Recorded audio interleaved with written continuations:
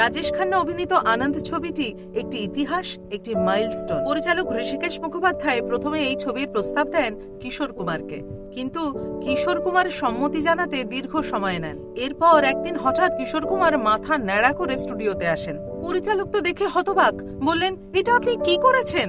Shooting কি করে হবে?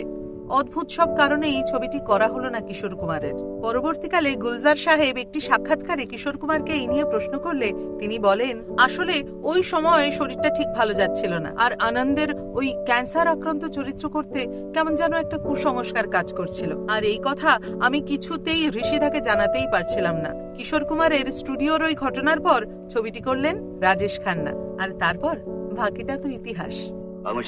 जिंदगी बड़ी होनी चाहिए, लंबी नहीं। जिंदगी कैसी है पहेली, हाय कभी तो हंसाए।